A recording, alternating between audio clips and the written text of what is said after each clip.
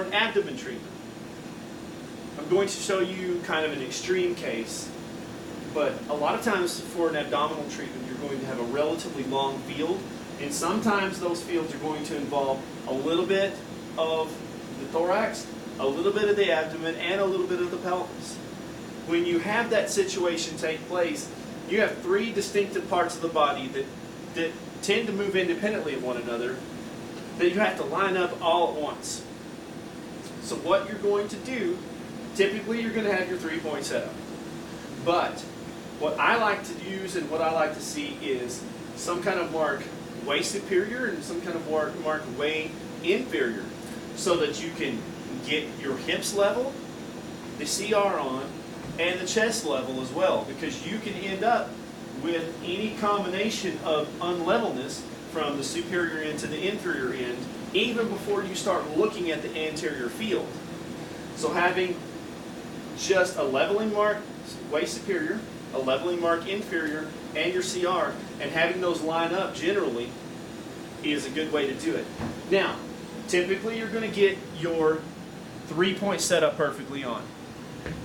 Having your inferior mark, let's say for instance that's on and your pelvis mark is that off that far, that's okay.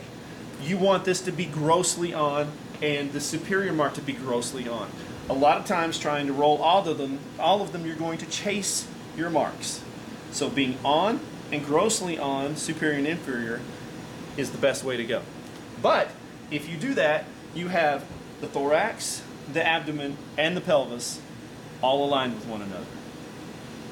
Once you get that done, then, and I'm going to drop the table down a little bit so we can see this a little more easily, you're going to have a 3-point inline setup as well.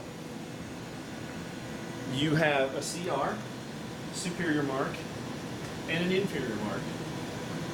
You may have all of these 6 marks on and the patient could still be like that. You could be off, on, off. You still have to get your patient aligned in this axis as well.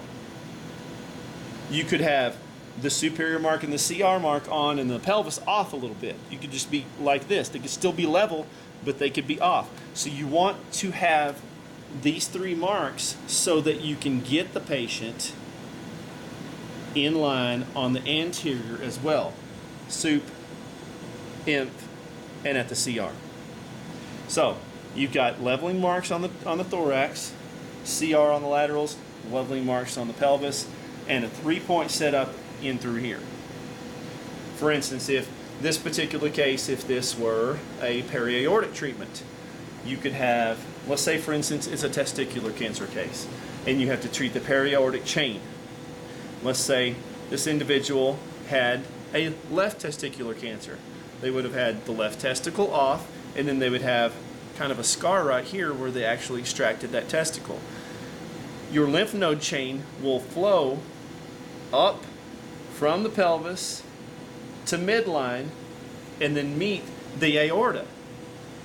Those lymph nodes lie beside or around the aorta, so periaortic.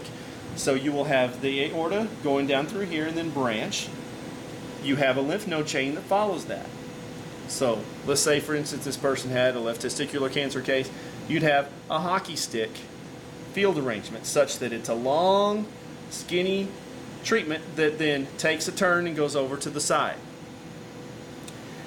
If it was bilateral, let's say you had disease in both sides, you can have an inverted Y. You will have a Y-shaped field that is inverted, this upside down. So you have both branches inferiorly in the pelvis being treated, coming up to meet the periaortic field that goes up through here. So that's just one instance that you would see this type of alignment.